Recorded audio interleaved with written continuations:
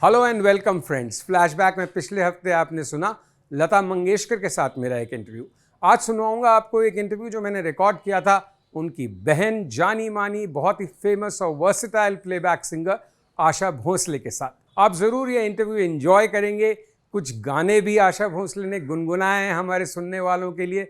बहुत ही बिंदास उनका अंदाज है, तो प्लीज़ सुनिए और एंजॉय कीजिए ये इंटरव्यू। और जी हाँ, हमारे चैनल को लाइक और सब्सक्राइब करना ना भूलें।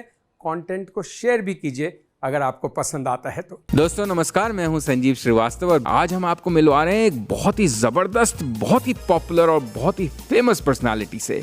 जी हाँ, मैं आज है हमारी मेहमान एक ऐसी शख्सियत जिसकी तारीफ में कुछ भी कहना सच मानिए सूरज को जैसे दिए दिखाने जैसा है। जी हाँ, मैं आज हमारी मेहमान है इंडिया की शायद one of the most melodious voices ever, definitely one of the most versatile, सबसे ज्यादा हर फन मौला आवाज है जिनकी, the one and only Asha Bhosle. Thank you very much Asha Bhosle, आप इंटरव्यू दे रही हैं हमें। नमस्कार, बोलिए आपके क्या सवाल है। सबसे पहले तो ये बताइए कि 65 साल हो गए करीब करीब आपको इस प्रोफेशन में। 1943 में आपने अपना पहला गाना गाया था। हाँ जी, 43 में गाया था। इतनी यंग कैसे बनी हुई हैं आप? 65 साल से गा रही हैं, लेकिन बिल्कुल जैसे यू नो एब्सोल्युटली यंग। मालूम नहीं, सब यही पूछते हैं लेकिन मुझे खुद पता नहीं है इस बात का। भाई मुझे लगता है आपको पता है, लेकिन आप सोचती हैं मैं सबको क्यों बताऊं। नहीं, ऐसी कोई बात नहीं है।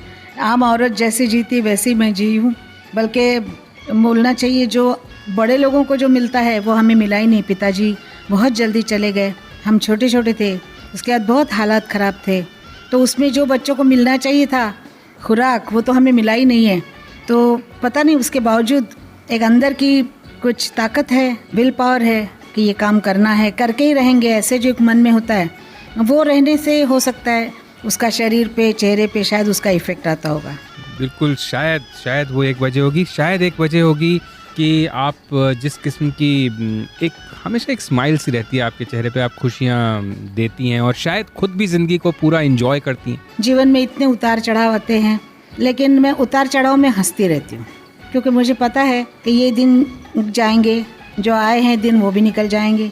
अच्छे दिन भी बीत जाएंगे और बुरे दिन भी बीत जाएंगे, तो इसीलिए मैं हमेशा से हंसती रहती हूँ। बहुत खूबसूरत बात कही आपने कि उतार चढ़ाव में हंसती रहती हैं आप। आशा जी, आप अभी बता रही थी हमें कि कैसे बहुत छोटी थी आप, इनफैक्ट सिर्फ 9 साल की थी शायद जब आपके पिताजी की डेथ हुई थी और आप मुंबई आए और सीधे काम काज में लग गए, रोजी रोटी के संघर्ष में जुट गए। और बड़ा लोग इसको ये भी कहते हैं कि देखिए कितना संघर्ष रहा, कितना अच्छे एग्जाम्पल्स हैं एक तरह से आशा जी और लता मंगेशकर। लेकिन उस वक्त तो आपको कतई ये सब इल्म नहीं होगा कि अच्छे एग्जाम्पल्स हैं, बहुत ही कष्टदायक होता होगा जीवन। और उस समय इतना प्रेशर कैसे झेलती थी आप? उस वक्त यही था कि पैसा चाहिए और काम करना चाहिए, ऊपर आना है। मेरे लिए था, मेरे बच्चों को पढ़ाना है, उनको ऊपर लाना है।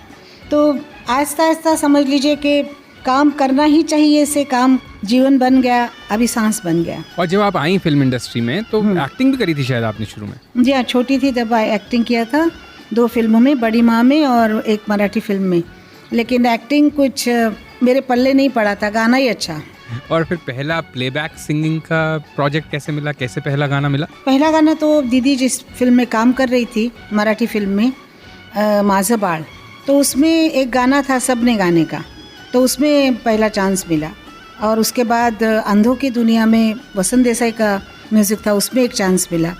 फिर दत्ता डावजेकर उन्होंने गवाया, और हंसराज बहल जी ने मुझे पहला हीरोइन का हिंदी फिल्म का गाना दिया, रात की रानी में और चुनरिया में। लेख पिक्चर थी उस वक़्त, पूरी पिक्चर मैंने गाई थी। सुरैया थी उसमें और सितारा देवी थी, सितारा देवी के गाने मैंने गाए थे। क्या बात है। और वो ज़माने की बात कर रही हैं आप जब प्लेबैक सिंगिंग की दुनिया में गीता दत्त थी, लता मंगेशकर थी और एक से एक ये बड़े नाम और इनकी बड़ी मोनोपली, इनका बड़ा वर्चस्व बना हुआ था और आप अपने आप को इस्टेब्लिश कर रही थी एक तरह से। तो वो कैसा दौर था, कैसा लगता था? दौर बड़ा ही भयानक था, बड़ा दुखदाई था, बड़ा मेहनत करने का वक्त था, और उसके आगे क्या फल मिलने वाला है वो मालूम नहीं था।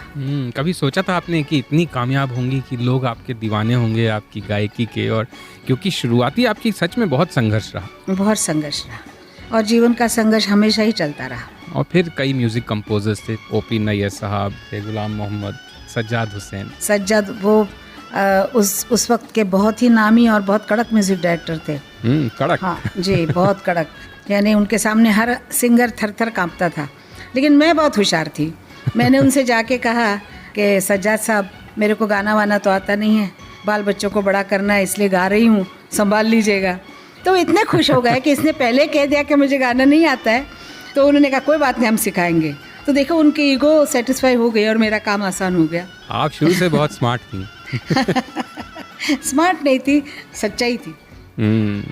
लेकिन जो सबसे ज़्यादा मतलब हो सकता है अगर मैं कोई गलत बात कह रहा हूँ तो माफ़ करिएगा, लेकिन जो एकदम पॉपुलैरिटी या Asha Bhosle brand of singing या जब एकदम से जो ज़्यादा फेमस हुई है, ज़ुबान पे चढ़ी, वो काफ़ी हद तक ओपी नैयर साहब के साथ जो आपके गाने आए या उससे पहले? कई हद तक ठीक है, लेकिन कई हद तक नहीं भी है। कई हद तक ओपी नैयर का दया दौर चला, लेकिन कई हद तक श्री रामचंद्र के गाने बहुत चले। इना मीना डीका उस ज़माने में बहुत हिट था। अभी भी बहुत हिट है। जी जी। तो ये नहीं कह सकते, किसी एक म्यूज़िक डायरेक्टर का नाम नहीं ले सकते। मैं सिर्फ आरडी का भी नाम नहीं लूँगी। हर म्यूज़िक डायरेक्टर का मेरे करियर में बहुत बड़ा हिस्सा रहा है। तो हम कैसे कहें, मदन जी को झुमका गिरा रे से कैसे कहें नहीं, रवि साहब को आगे भी जाने ना तू कैसे कहें नहीं, और शंकर जयकिशन का पर्दे में रहने दो, हर गाना हिट था। और हर गाने को, जैसे ख़याम साहब के उमराव जान, इसको कौन कह सकता है कि ये म्यूज़िक डायरेक्टर मेरे लाइफ में कोई कमी इन्होंने काम किया।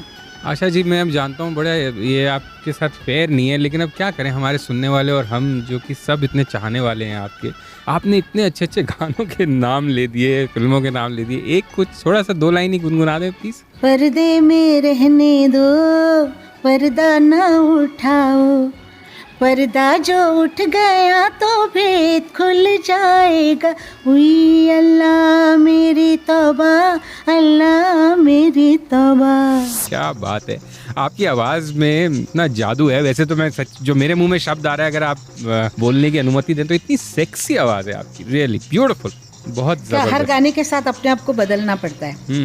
अगर आप कहेंगे कि यही आवाज़ अगर मैं, मेरा कुछ सामान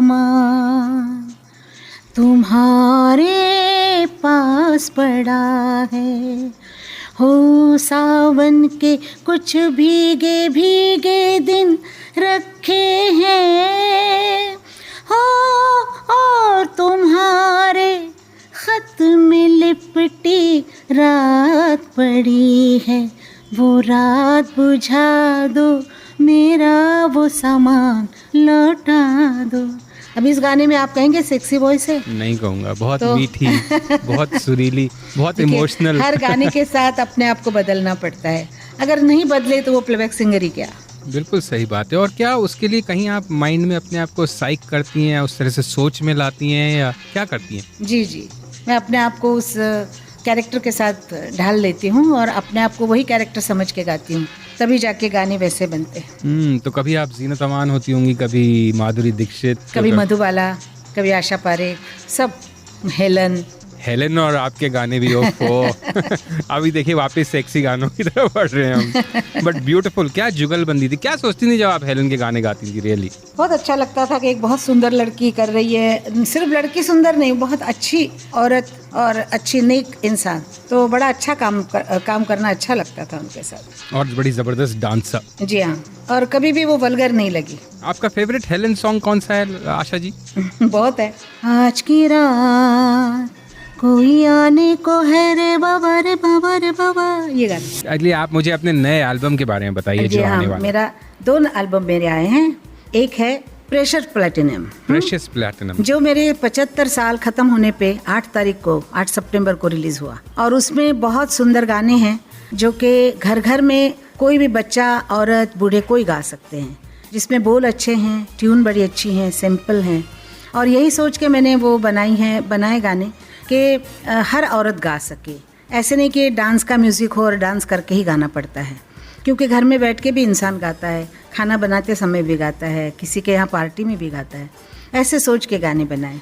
इसमें एक गाना बहुत अच्छा है, तुम जो मिले तो दिल ने कहा धड़कन का फसाना, मेरे दिल से यूं जाना, समझो दिल की जुबां मुश्किल है कहना, तुम सुनो दिल कहे जो दास्तां, तुम जो मिले। ये गाना मुझे बहुत पसंद है भी जी। बहुत खूबसूरत, बहुत खूबसूरत लिखा हुआ भी और सब मैंने गाया भी अच्छा है, आप सुन के देखिए। आपकी 75 इयर्स ऑफ लाइफ में कौन सा ऐसा गाना है इसमें जिसको अपनी लाइफ से सबसे नजदीक आप पाती हैं? या नहीं, ऐसा कोई गाना नहीं होता है। हर दिन जब सुबह उठते हैं तो कोई नया ट्यून दिमाग में चलती है, तो ये कहना बहुत गड़बड़ है कि एक ही गाना कोई हमारे जीवन का स्पेशल गाना है, ऐसा नहीं होता है। किसी और के गाने भी होते हैं जो हम गाते रहते हैं, ये ज़रूरी नहीं कि हम अपना ही गाना गाएं। और दूसरे प्लेबैक सिंगर्स आपको कौन सबसे ज़्यादा पसंद है? लता मंगेशकर।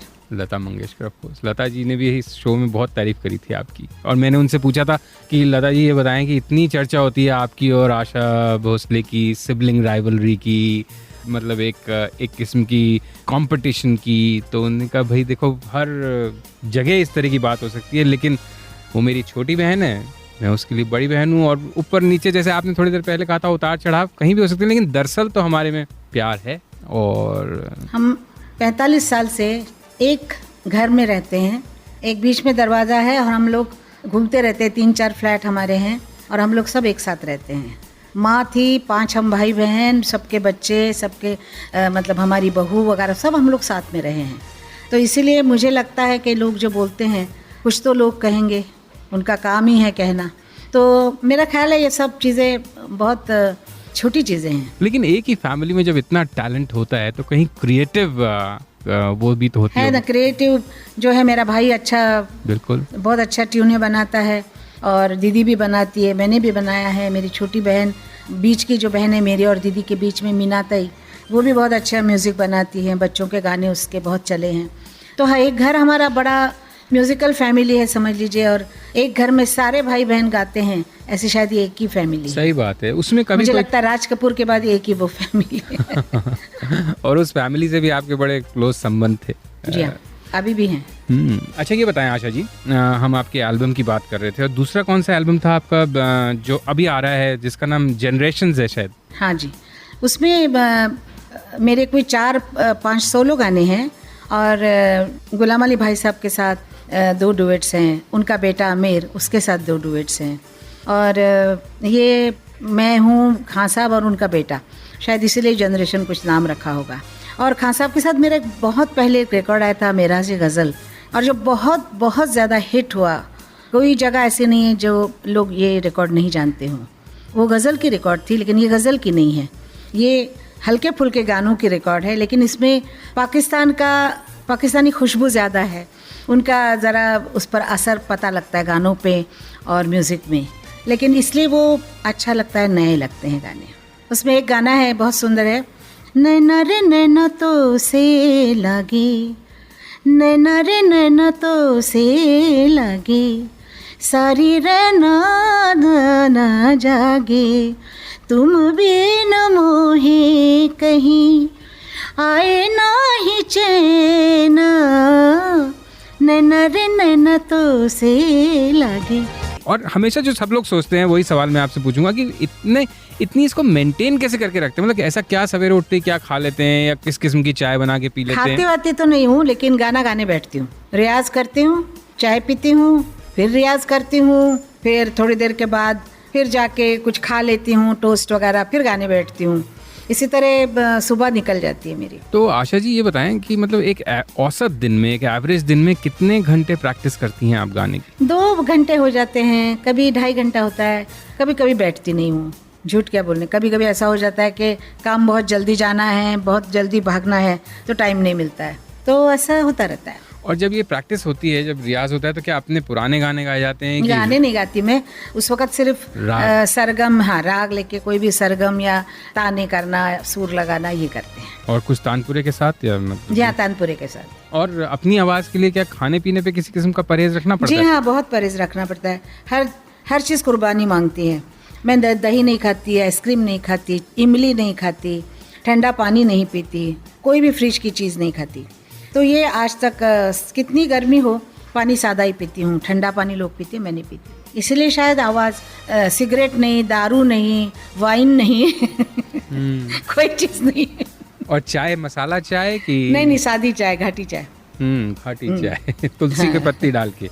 हाँ जी। अच्छा जी, ये बताएं कि आज की जनरेशन के जो सिंगर्स हैं, जो नए सिंगर्स हैं, उसमें से आप सबसे ज़्यादा अपने करीब किसको पाती हैं आवाज़ में, और जिसको हम वर्सेटाइल सिंगर, क्योंकि आपसे ज़्यादा। मैं आपको बात बोलूं, मैं सुनती नहीं हूँ। हैं, बिल्कुल। मेरी आदत ही नहीं है कि जाके रेडियो लगाऊं या टीवी लगा के बैठूं, ये मेरी आदत नहीं है। तो मेरे इतना काम होता है, मेरे घर में का काम होता है, बच्चों का काम है, मेरे नाती नातनियों का काम है, तो मैं अपना गाना देखती हूँ। बहुत सुनने की इच्छा होती है तो लता मंगेशकर, किशोर कुमार, बड़े गुलाम अली साहब या क्लासिकल म्यूज़िक सुनती हूँ।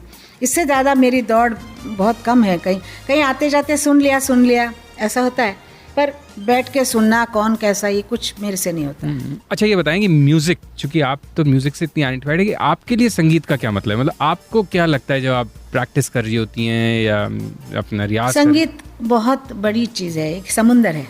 आप जितने तैरते जाइए अंदर ही चलते जाएंगे, आपको कभी पार कर नहीं पाएंगे।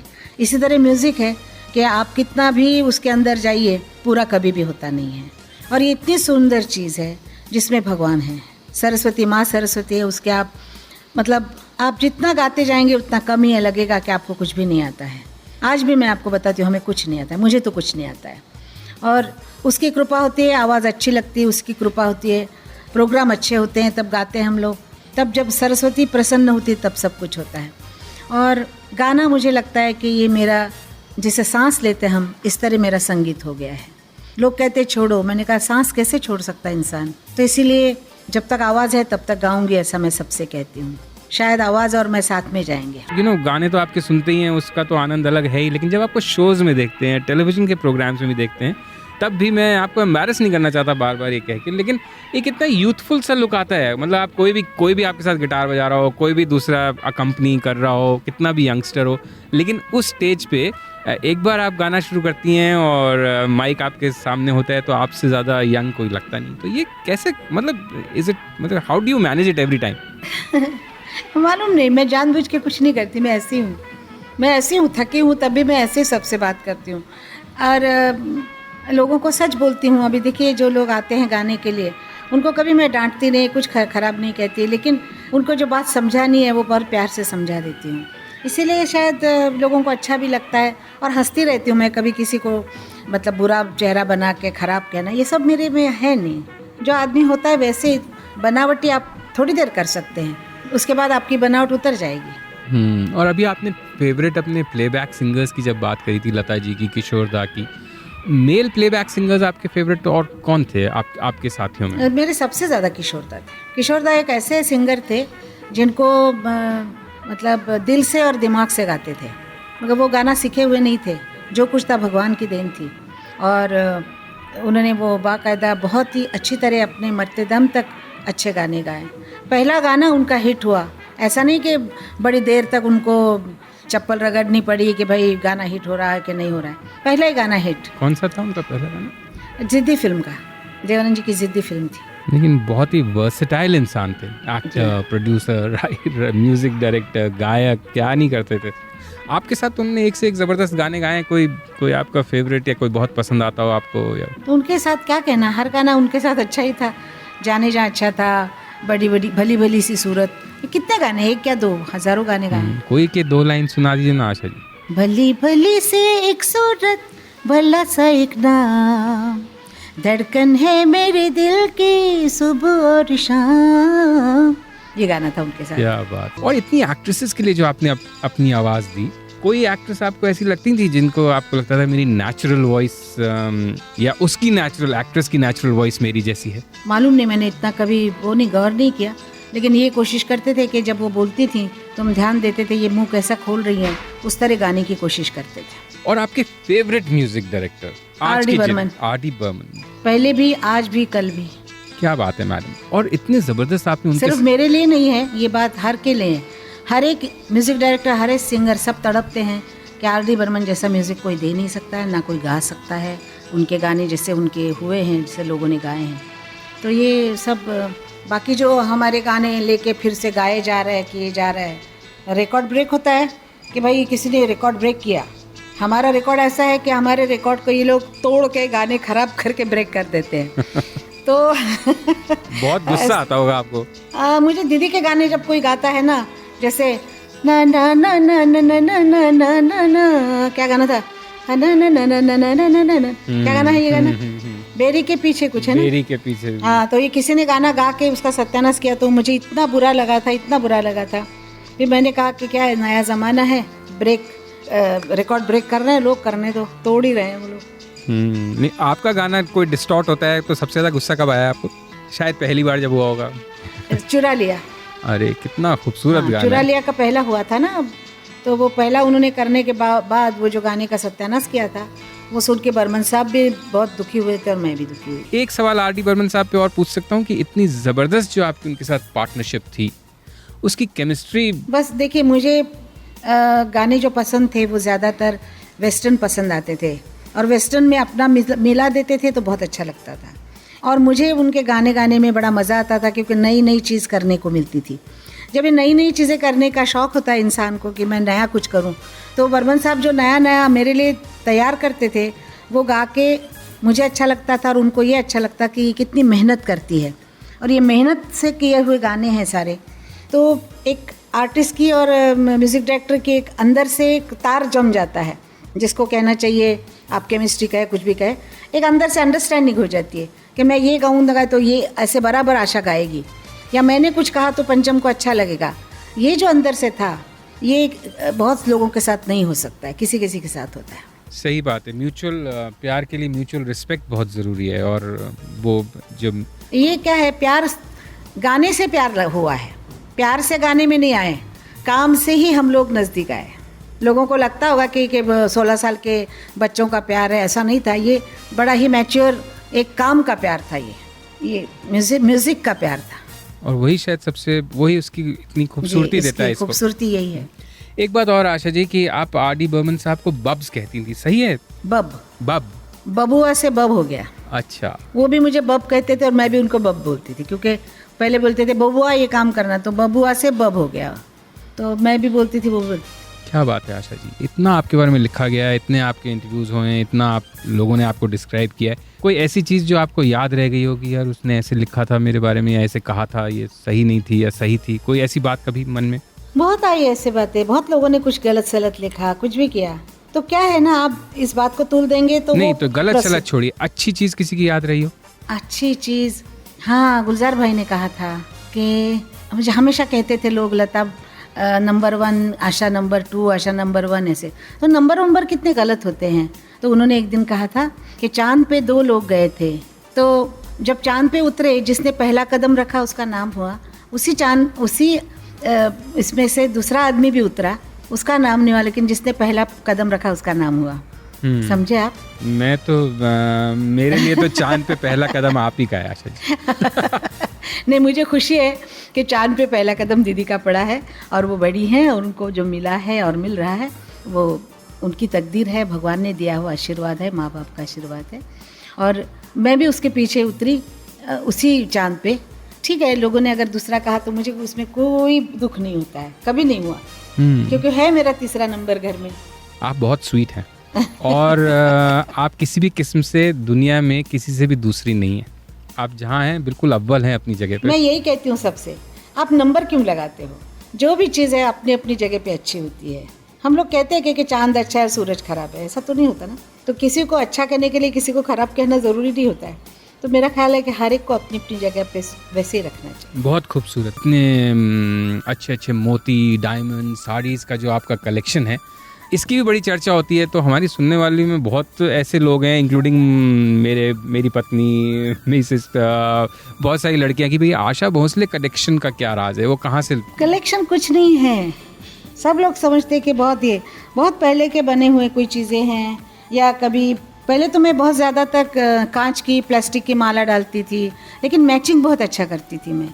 कॉटन की साड़ी के साथ जो बॉर्डर होगा उसके साथ चप्पल, चूड़ियाँ और गले की माला एक साथ पहनती थी, तो बहुत सुंदर लगता था। वो महंगा नहीं होता था, कांच वांच की चूड़ियाँ होती थी सब। उसके बाद अगर हीरा भी पहनूँ, मोती भी पहनूँ, अच्छा है, मैं ये नहीं कहूँगी कि सस्ता है, अच्छा है, लेकिन मालूम नहीं, लोगों को बहुत ये लगता है, इससे भी ज़्यादा पहनने वाले लोग हैं, बहुत बहुत ज़्यादा पहनते हैं, लेकिन मेरा कलेक्शन शायद औरतों की पसंद का है। साड़ियाँ भी मेरी ऐसी होती, मैं ढूंढ ढूंढ के ऐसी साड़ी लाती हूँ कि जो अलग हो सबसे। तो काफ़ी टाइम लगाती होंगी। नहीं, टाइम नहीं, मिल जाता है। मेरे दुकानदार भी ऐसे हैं, उनको सब पता होता है कि आशा को ये चीज़ पसंद है, ये कलर पहले से बोल देते हैं कि आ रहा है तो आप आ जाइए। मतलब शॉपिंग का शौक है आपको? बहुत शौक है मुझे। और आपका फेवरेट रंग क्या है? फिरोज़ा। एक किसी ने ये भी हमने कहीं पढ़ा कि डायमंड्स का भी आपको बहुत शौक है। हर औरत को डायमंड का शौक होता है, लेकिन अभी नहीं है। जब नहीं था तब डायमंड नहीं थे, तब बड़ा शौक था। आने के बाद अभी शौक नहीं है। और फिर उसी लेख में मैंने आगे पढ़ा था कि लेकिन डायमंड्स भी ज़्यादा आपको कोई चीज़ प्यारी है तो कोई आपके ग्रैंड चिल्ड्रन ने आपको एक फ़ोटो एल्बम गिफ्ट किया था, वो बहुत पसंद है। किसने बताया आपको ये? मैंने पढ़ा कहीं। अच्छा, सही बात है कि नहीं? हाँ हाँ, उनके पहले दिन से लेके अब तक का एक बहुत सुंदर एल्बम बनाया है और वो बना के उन्होंने दिया। तो मैं उस दिन मेरे को गले का भी कुछ दिया था, लेकिन मैंने कहा ये कुछ नहीं चाहिए, ये जो एल्बम है ये सबसे बड़ा हीरा है, कोहिनूर के जैसा है। क्या बात है। और एक बात और सुनी है हमने आशा जी आपके बारे में कि आप बहुत अच्छी मिमिक कर सकती हैं, किसी की भी नकल बहुत अच्छी उतार सकती हैं। नहीं, ये बताइए पहले तो बात सही है कि गलत? देखिए, अगर मिमिक्री ना करे तो म्यूजिक डायरेक्टर जैसा कैसे गा सकते हैं हम लोग? उनकी मिमिक्री पहले करनी पड़ती है अंदर ही अंदर कि ये कैसे गा रहे हैं, फिर उनको मिमिक करने के बाद अपना गाना पड़ता है। देखिए, सब लोग तो इतने टैलेंटेड नहीं होते जितनी आप हैं। आप अपनी समझ में सबसे अच्छी नकल किसकी करती हैं? दीदी की। एक प्लीज बस ये, इसके बाद कुछ रिक्वेस्ट नहीं करूँगा, एक कर दीजिए। अच्छा, आपसे बात हुई है उनकी? हाँ, आपने उन्होंने आपको क्या कहा था? आपका क्या नाम लिया था? मेरा नाम संजीव श्रीवास्तव। अच्छा, अभी देखिए आप। हाँ, संजीव, हेलो, आप बात कर रहे हो संजीव? बोलिए, आपको मेरे से क्या काम है? बोलिए। मुझे आपका एक इंटरव्यू करना है लता जी। मेरा इंटरव्यू? क्या चाहते हैं मैं बात करूं आपसे? देखिए, हमारा एक प्रोग्राम है BBC एक मुलाकात, तो उसमें हम कोशिश करते हैं कि जो हमारे गेस्ट हैं उनके जीवन के सफ़र का थोड़ा सा। हाँ, आप जीवन की सफलता बोलते बोलते आप हमारा निजी लाइफ सुनना चाहते हैं? अरे मेरी हिम्मत साहब, बहुत ज़बरदस्त। बहुत ज़बरदस्त आशा जी। और आप की एक और प्रशंसा की बात भी हमने सुनी हुई है कि आप बड़ा ज़बरदस्त कुक करती हैं। Excellent cook you are. सब ऐसा बोलते रहते हैं, मेरे को नहीं मालूम है। जैसे हर औरत खाना बनाती है वैसे मैं बनाती हूँ। हाँ, ये ज़रूर है कि जब खाना बनाती हूँ तो बहुत प्यार से बनाती हूँ। एक गाना गाती हूँ, इतना प्यार से खाना बनाती हूँ। और इसीलिए शायद बच्चों के लिए खाना बनाया, बच्चों को अच्छा लगा। उन्होंने होटल्स बना दिए 3-4 दुबई और कुवैत तक हैं आशा। आज तो कुवैत में भी, अबू धाबी में भी है और लंदन बर्मिंघम में भी है। और बस लोगों को मेरा खाना ज़्यादा कपूर फैमिली को बहुत पसंद था। सारी कपूर फैमिली बहुत प्यार से खाते थे, डब्बू, चिंटू, सब। क्या बात है। और आपकी फेवरेट डिश कौन सी है जो आप बनाती हैं? शामी कबाब। शामी जो कबाब लखनऊ के बहुत ही प्रसिद्ध कबाब है, टुंडा कबाब बोलते हैं इसको। तो लेकिन वो कबाब मैं बनाती हूँ और मुझे लगता है मैं सबसे अच्छा बनाती हूँ। जो मुंह में डालें तो घुल जाते हैं। जी हाँ। आशा जी बताइए, कभी हमें खिलाएंगी क्या आप? जरूर। मैं आप आइए इधर, मैं तो हाजिर जरूर रहूंगा। खिलाएंगे। आशा जी, बस 2 आखिरी सवाल हैं मेरे। आपकी ज़िंदगी का सबसे हैप्पीएस्ट दिन? एक तो माँ होती है तब हैप्पी, उसका इससे कोई हैप्पीनेस औरत को नहीं है अपने बच्चे को देख के। ये सबसे बड़ा हैप्पी दिन था। उसके बाद जब मेरे ग्रैंडसन और लड़का लड़की जब एक साथ मतलब वो जुड़वा हैं, उनको देख के मैं इतनी खुश हुई थी कि अपने बच्चों का जो जन्म होता वो भी भूल गई थी। तो मेरा ख्याल है औरत को अपने बच्चों से, पोतों से, पोतियों से ज़्यादा खुशी कहीं नहीं मिलती होगी। बस मेरा आखिरी सवाल आशा भोसले से कि अगर आशा भोसले से मैं ये रिक्वेस्ट करूं कि वो अपने बारे में खुद को डिस्क्राइब करने के लिए 1 या 2 सेंटेंस बोलें कि मैं ऐसी हूं और ऐसी हूं, तो आपका बेस्ट डिस्क्रिप्शन आपकी नज़र में, आपकी ज़ुबान से क्या होगा? ईमानदार। ये चीज़ अच्छी नहीं है पर है मेरे में कि बहुत सच बोलना और किसी की परवाह नहीं करना। इस मामले में इससे बड़ा दुख मिलता है, बड़ी तकलीफ़ें उठानी पड़ती है, लेकिन दिल को अच्छा लगता है कि हमने सत्य बोला। आशा भोसले साफ बोलने वाली है, सबके मुंह पे जवाब देने वाली है। किसी ने मेरे सामने गलत कहा तो उसका जवाब मैं देना ज़रूरी समझती हूँ।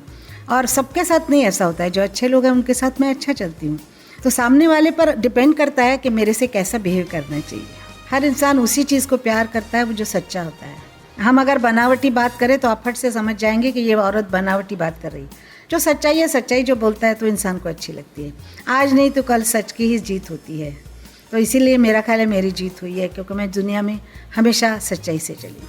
और मेरी अपनी ख्वाहिश ये है कि लोग मुझे गाने से ज़्यादा अच्छा इंसान करके पहचाने।